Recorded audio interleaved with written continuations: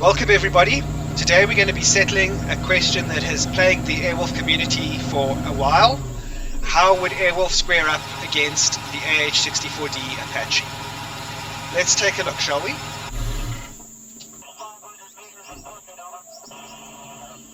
Okay, so let's look at the two helicopters and do a bit of a head-to-head, go over some of their specs, their strengths and weaknesses before we take them up against each other.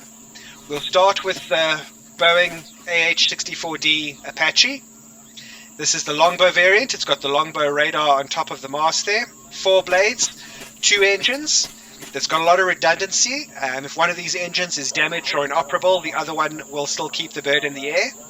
It's armored. It can survive quite a lot of ground fire. Its main focus is on crew survivability. It's a crew of 2, a pilot and a gunner who sits in front of him. The gunner operates a 30mm cannon, which is mounted under the chin on the nose, can swivel 360 degrees and fires according to the gunner's line of sight. So they're linked together. Greg, if you'd like to tell us a little bit more about the weapons loadout that we have for today. Sure, we've got 4 Stinger missiles, 2 rocket pods loaded with unguided rockets, and then 8 Hellfire missiles. So this is a pretty standard loadout that you would find for most Apache missions, which is one of the reasons we decided to go with this. Can you tell us why Stingers instead of Sidewinders, since the Apache is also capable of carrying Sidewinder missiles? Yes, Sidewinders are more suited to jet aerial combat. They travel longer distances, where here when it's helicopter to helicopter, Stingers is the way to go. Short range missiles, a little bit slower, so that's why we chose them for this. If anybody disagrees with our choice, leave a comment justifying why you think that the Sidewinders would have been the better option, and we can look at doing that scenario as well. But for now, we're going to stick with the Stingers. The only recorded actual instance in real life of helicopter-to-helicopter combat came in 1980 during the Iran-Iraq War, when some Iranian AH-1J Sea Cobras snuck up on some Iraqi Mi-25, which is a version of the Mi-24 Hind, and surprised them with TOW missiles.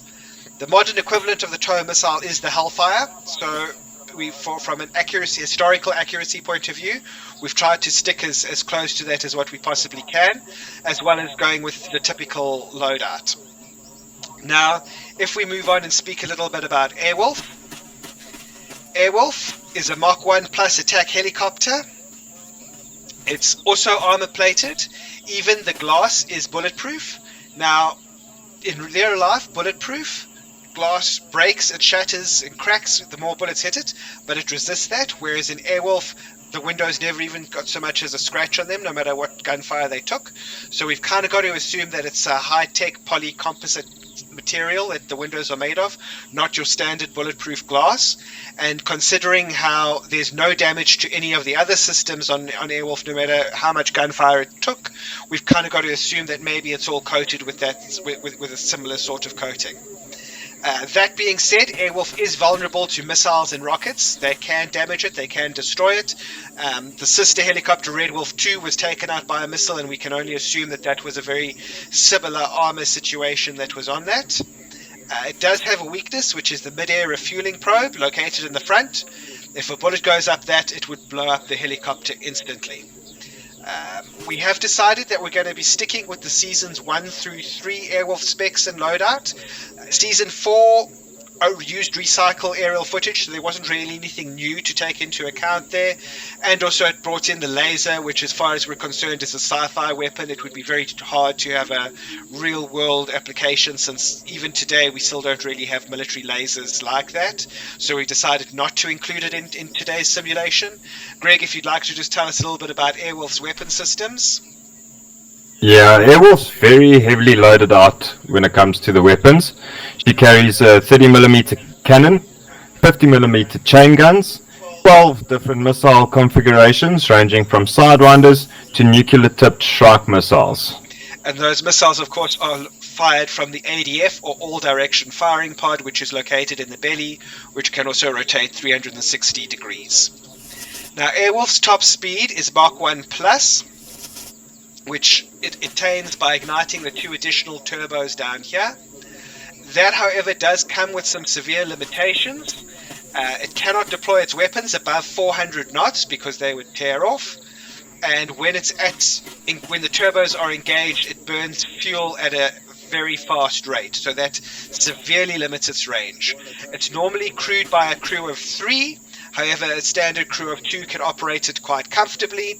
The pilot has to be on his toes, however, especially when the turbos are engaged, because handling becomes very tricky. It's an aerodynamic lifting body, but it's not as maneuverable as a fighter jet at high speeds at Mach 1+. So, that being said, I think the best thing now would be to take them up and see who comes out on top.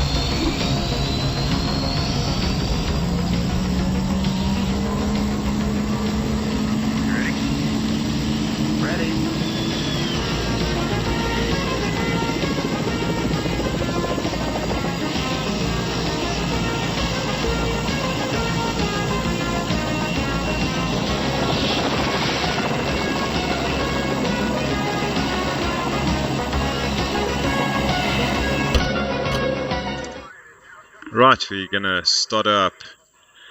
First we'll turn on the battery.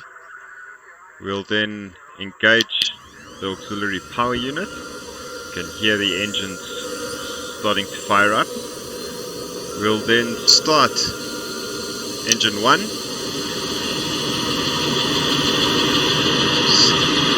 Start engine 2.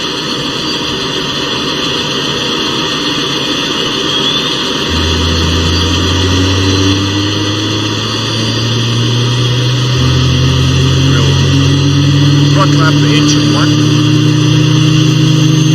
and throttle up engine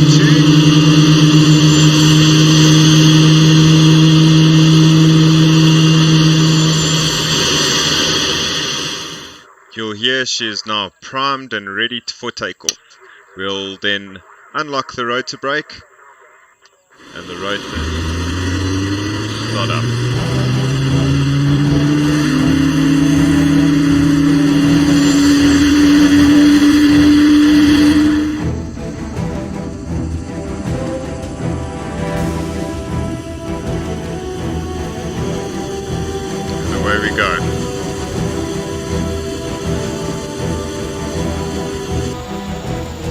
For the Apache, we have the movie Firebirds, also known as Wings of the Apache in some parts of the world, and that is a fictionalized account of Apaches in air-to-air combat.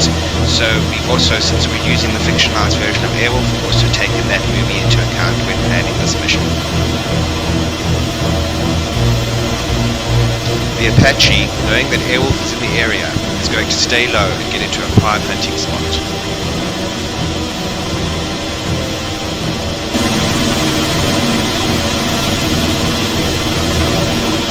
The Apache, being an ambush predator, dips down beneath the ridgeline in wait for Airwolf to make its approach.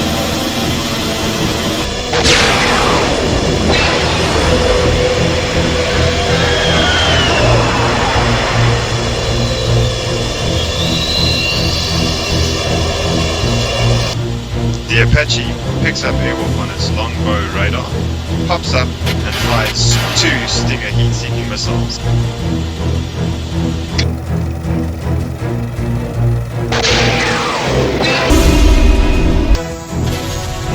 Airwolf's superior speed beats the first Stinger, and Sunburst decoyed the second. Now the Apache gunner opens up with a 30mm cannon. Airwolf bleeds off airspeed in order to deploy weapons. The 30mm rounds don't damage Airwolf's armor, and they're too large to penetrate up the mid-air refueling probe.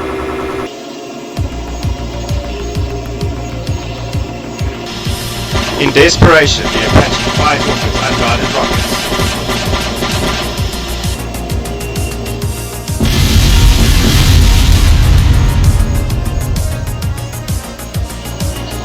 It's not enough. The Apache uses the distraction from the rocket blast and attempts to disengage. But the wolf has its scent now.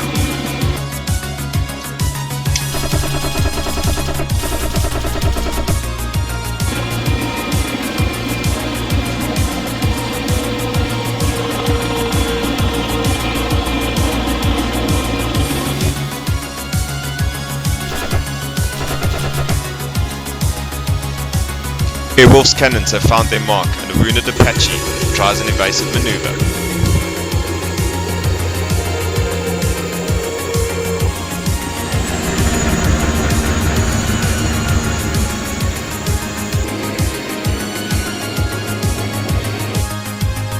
Putting its superior speed to good use, Airwolf takes a different route through the canyon. So long, asshole. Catching the Apache by surprise, Airwolf locks on and fires a sidewinder. With a kill shot down through the rotors, that's it for the Apache.